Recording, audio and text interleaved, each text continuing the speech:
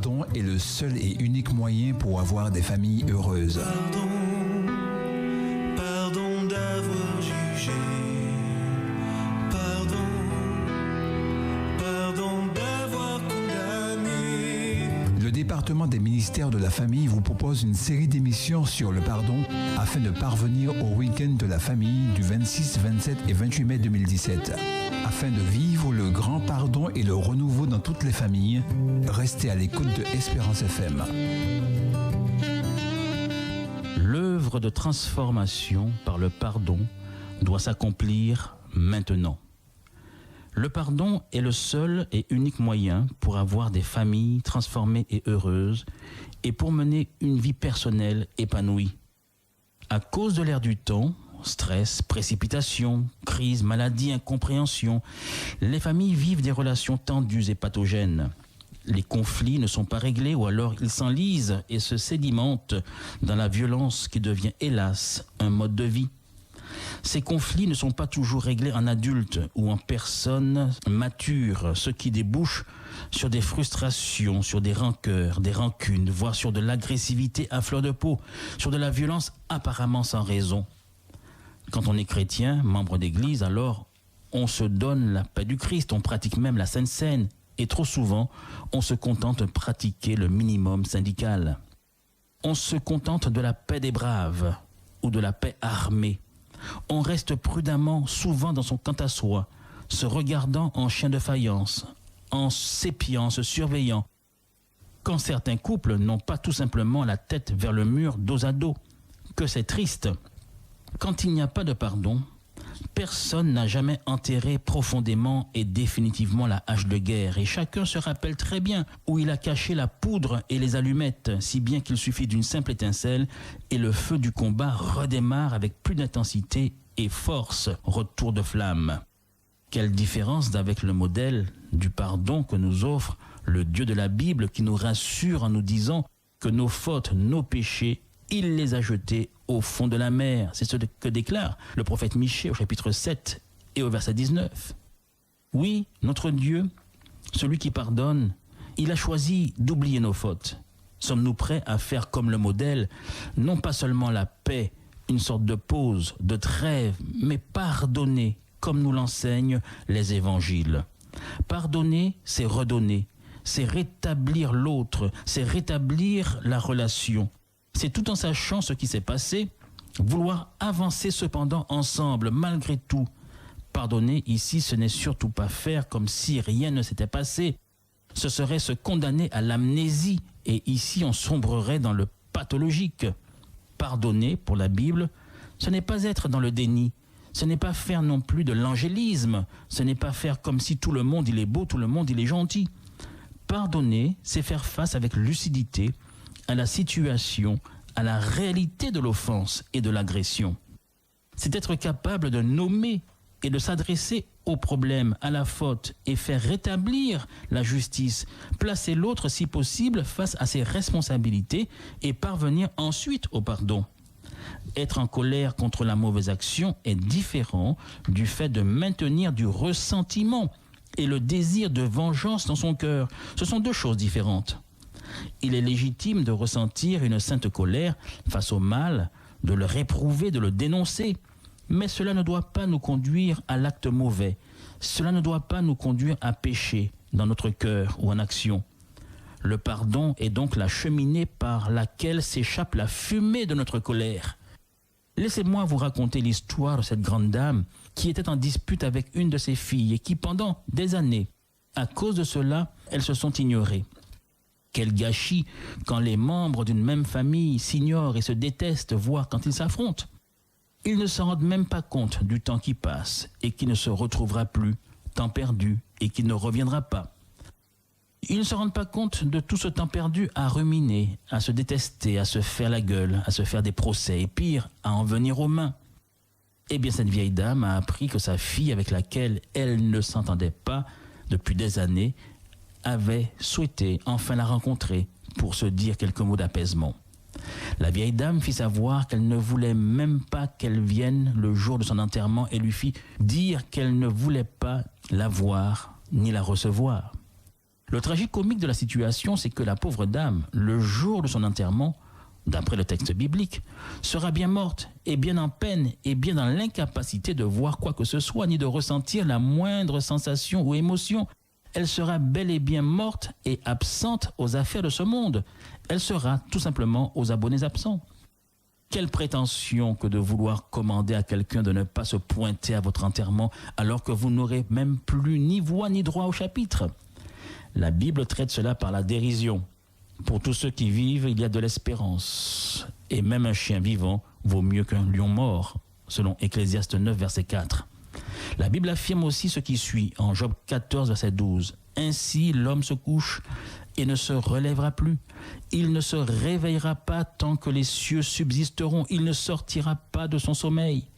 Que ses fils soient honorés, il n'en sait rien.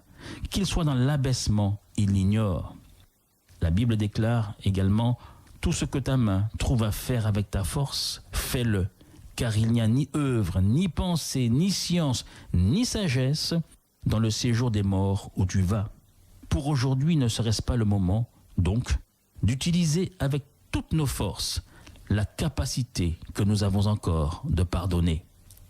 La tragédie dans l'histoire, c'est que cette dame s'en est allée.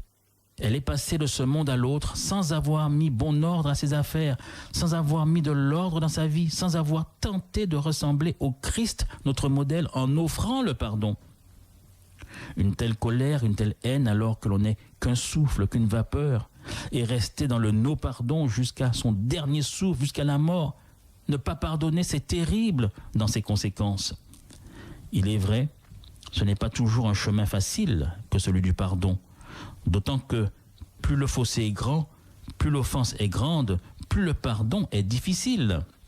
Au cours de ces semaines, nous serons certainement invités à faire des démarches de pardon, à nous souvenir qui nous avons offensés, à qui nous devons pardonner, et le faire sincèrement, en conscience devant Dieu, afin qu'il n'y ait aucun résidu, aucune racine d'amertume, comme le dit le texte biblique, qui pourrait ainsi empoisonner nos vies et empoisonner celles des autres.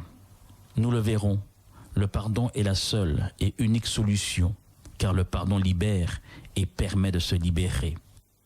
Vous avez certainement déjà entendu la chanson de Barbara, « Tu peux dormir tranquille ».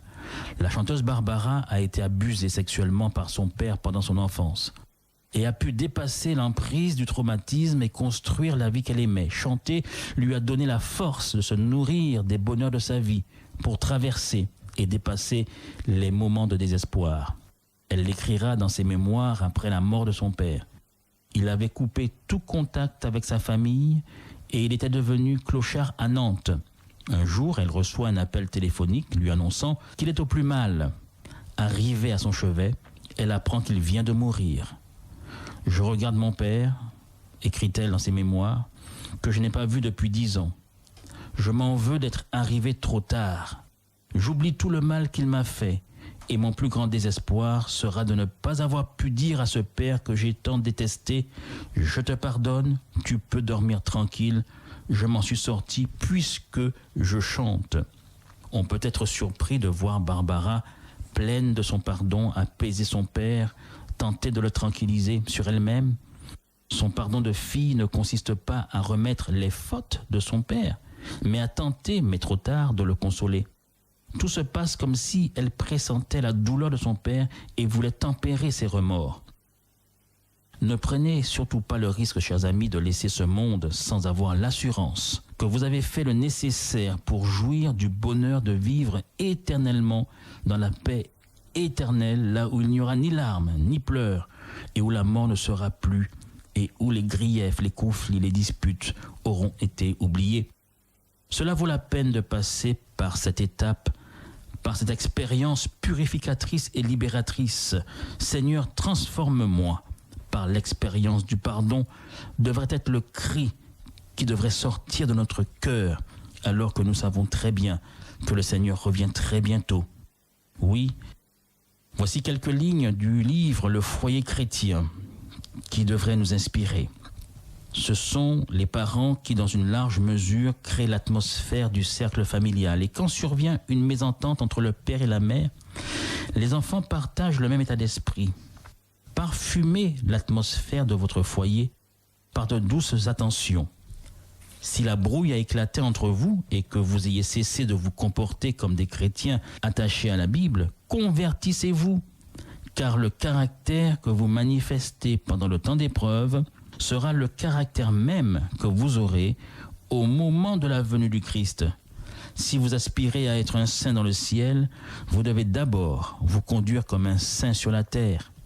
Les traits de caractère que vous avez cultivés dans votre vie ne seront pas transformés par la mort ou par la résurrection.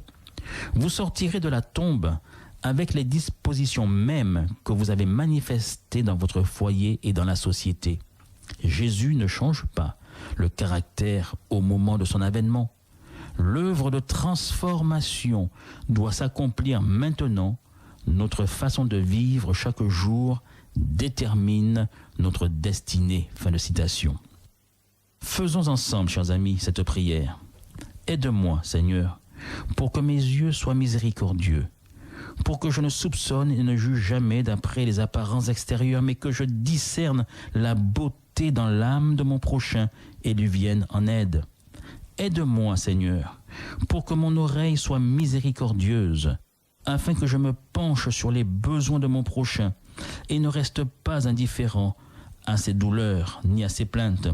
Aide-moi, Seigneur, pour que ma langue soit miséricordieuse, afin que je ne dise jamais de mal de mon prochain, mais que j'ai pour chacun une parole de consolation et de pardon. Aide-moi, Seigneur, pour que mes mains soient miséricordieuses et remplies de bonnes actions, afin que je sache faire du bien à mon prochain et que ta parole soit une réalité dans ma vie, selon qu'il est écrit en 2 Timothée 1, et versets 1 à 5. Rendez ma joie parfaite, ayant un même sentiment, un même amour, une même âme, une même pensée. Ne faites rien par esprit de parti ou par vaine gloire, mais que l'humilité vous fasse regarder les autres comme étant au-dessus de vous-même. Que chacun de vous, au lieu de considérer ses propres intérêts, considère aussi ceux des autres. Ayez en vous les sentiments qui étaient en Jésus-Christ, et que ma prière soit « Pardonne-nous nos offenses, comme nous pardonnons à ceux qui nous ont offensés. » Chers amis auditeurs, restez à l'écoute de vos programmes sur cette même antenne et ne manquez pas votre prochaine émission sur le pardon. Nous avons déjà vu 2 sujets.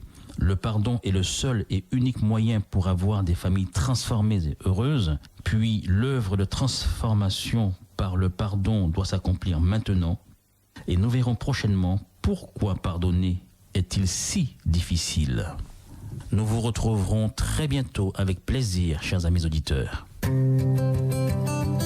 Le pardon est le seul et unique moyen pour avoir des familles heureuses.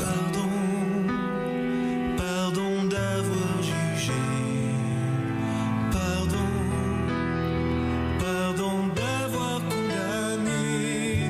Le département des ministères de la famille vous propose une série d'émissions sur le pardon afin de parvenir au week-end de la famille du 26, 27 et 28 mai 2017. Afin de vivre le grand pardon et le renouveau dans toutes les familles, restez à l'écoute de Espérance FM.